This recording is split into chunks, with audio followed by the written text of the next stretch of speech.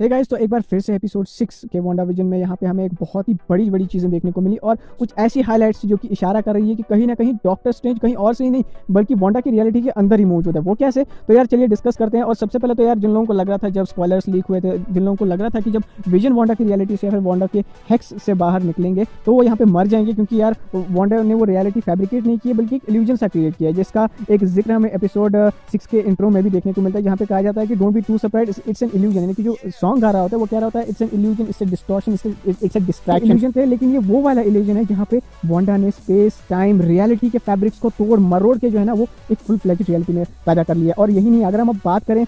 इस शो में जो हमें सबसे पहले एक बहुत ही बड़ी चीज़ देखने को मिली वो था क्विक सिल्वर का, यानी कि हमारे एक्समैन वाले क्विक सिल्वर का कॉमिक एक्यूरेट सूट और कॉमिक एक्यूरेट बाल, जो कि यहाँ पे उसी के नहीं बल्कि वांडा के, टॉमी और बिली के भी होते हैं, जो जब यहाँ पे उनको वो हैलोवीन के लिए तैयार कर रहे होते हैं। और हमें यहाँ पे ये भी पता चलता है कि जो वांडा विजन्स में से दो ट्विंस में से एक ट्विन है वो यहाँ पे है, उसके पास भी क्विक सिल्वर की तरह सुपर स्पीड है। और अब वो कितना फास्ट है, क्या वो बिल्कुल एक्समैन के क्विक सिल्वर की तरह फास्ट है, इस पर डिबेट तो किया जा सकता है। लेकिन हाल फिलहाल में मुझे लगता है कि ये जो क्विक सिल्वर है इस पर एक बहुत ही बड़ी मिस्ट्री है। और वो मिस्ट्री क्या है, मुझे लग रहा है कि यहाँ पे ये कोई और नहीं बल्कि डॉक्टर स्ट्रेंज ही हो सकते हैं, या फिर डॉक्टर स्ट्रेंज का एस्ट्रल फॉर्म यहाँ पे कंट्रोल कर रहा होगा क्विक सिल्वर के इस वर्जन को। क्योंकि यार यहाँ पे दो इंस्टेंसेस होते हैं जहाँ पे वांडा जो है ना वो पिएट्रो के आने के बाद से यहाँ पे कहीं ना कहीं हैरान होती है कि मैंने इसको कब बुलाया, कैसे बुलाया। और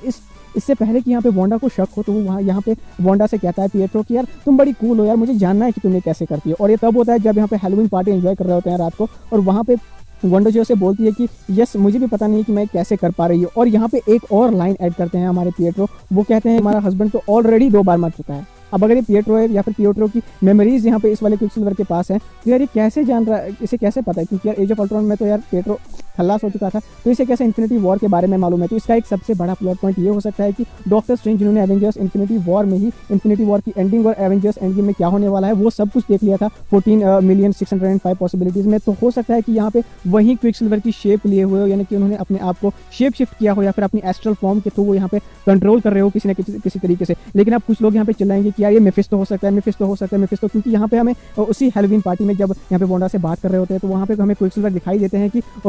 जब वांडा बिल्कुल विजन की स्टाइल में, जैसे वो विजन को देखती है ना एक एपिसोड में जहाँ पे उनका जब वो प्रेग्नेंट होती है तो वहाँ पे उन्हें विजन डेड नजर आते हैं, उनके सर में इन्फिनिटी स्टोन नहीं होता है। वैसे ही यहाँ पे उनको क्विक सिल्वर जब वो एक बार देखती है उसकी तरफ तो वो गोलियों से छली हो चुके होते हैं, बिल्कुल पीटर वाले वर्जन की तरह। लेकिन यहाँ पे सबसे बड़ी बात यह है कि अगर ये डॉक्टर स्ट्रेंज है या फिर मेफिस्टो है या फिर कोई और विलन है तो यहाँ पे क्या बड़ा रोल हो सकता है। तो यहाँ पे मुझे लगता है कि यार कहीं ना कहीं कंट्रोल करने की या फिर वापस लाने की कोशिश कर रहे हैं ट्रॉमा से, क्योंकि यहाँ पे वो वांडा को एक तो शक नहीं होने दे रहे हैं, दूसरा उनकी तारीफ कर करके तारीफ उनके पुल बांधते हुए यार तुम बहुत ही अच्छा कर रही हो, बहुत ही जबरदस्त कर रही है। और उधर दूसरी तरफ एक सबसे बड़ी चीज हमें ये देखने को मिली है, यानी कि जो बिली है एक तरीके से जिनकी पावर्स अभी तक रिवील नहीं की गई थी, जब यहाँ पे एपिसोड 6 में विजन बैरियर के बाहर जाने की कोशिश कर रहे होते हैं और वो बर्न हो रहे होते हैं एक तरीके से, तो वो यहाँ पे जल्दी से जाते हैं वांडा के पास और कहते हैं कि मुझे डैड की आवाजें अपने दिमाग में सुनाई दे रही है। और इससे हमें एक बहुत बड़ा क्लू ये पता चलता है कि शायद चार्ल्स एक्जेवियर की तरह पावर, जो कि वो माइंड को पढ़ सकते हैं, माइंड रीडिंग कर सकते हैं या फिर लोगों की लोकेशन को या फिर सुपर हीरोज को ट्रेस कर सकते हैं, जैसे कि हमने एक्समैन मूवीज में देखा भी है कि यहाँ पे किस तरीके से जो हमारे चार्ल्स एक्जेवियर है या फिर प्रोफेसर एक्जेवियर है वो किस तरीके से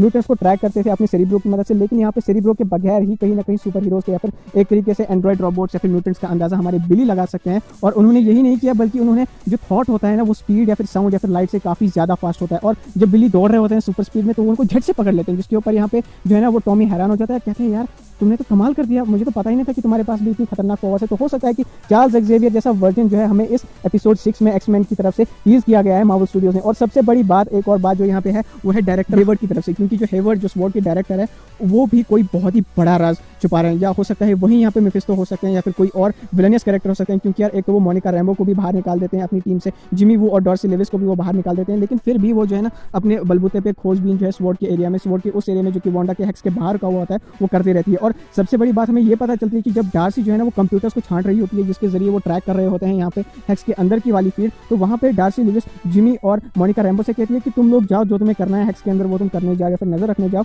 मैं यहाँ पे एक उस फायरवॉल को ब्रेक कर रही हूँ स्वॉर्ड के सिस्टम्स में, जिसको एक तरीके से बचा के रखा है या फिर अल्ट्रा सिक्योर कर रखा है डायरेक्टर हेवर्ड ने। तो कोई ना कोई बड़ा सरप्राइज वहाँ पे भी हो सकता है कि हेवर्ड ही जो है ना वो एक तरीके से जीमो का वर्जन हो, क्या पता उन्होंने भी सिविल वॉर के दौरान या फिर एवेंजर्स इन्फिनिटी वॉर या फिर एवेंजर्स के इवेंट्स के दौरान अपने किसी को खोया हो और यहाँ पे उसका रेस्पॉन्सिबल या फिर उसके जिम्मेदार वो वांडा को मानते हो, तो इसीलिए वो वांडा को इन्फ्लुएंस करवा रहे हैं या फिर कंप्लीटली उसे डिस्ट्रॉय करना चाहते हैं। क्योंकि यार उन्होंने पिछले एपिसोड में भी एक आर्मर्ड ड्रोन जो है ना वो हेक्स की रियलिटी के अंदर सेंड करा था, तो कहीं ना कहीं जिस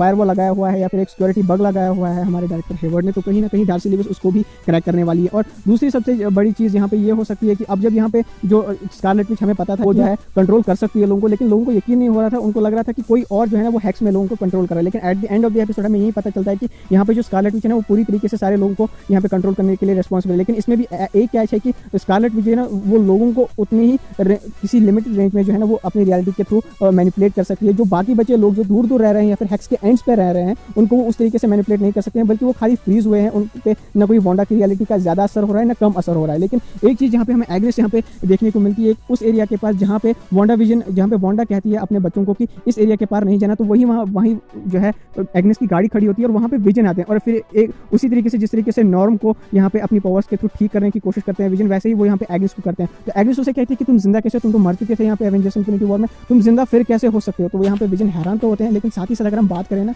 तो यहाँ पे हमें एक ईविल सा लाफ्टर यहाँ पे एग्नेस की तरफ से देखने को मिल सकता है, जो कि इस र्यूमर को और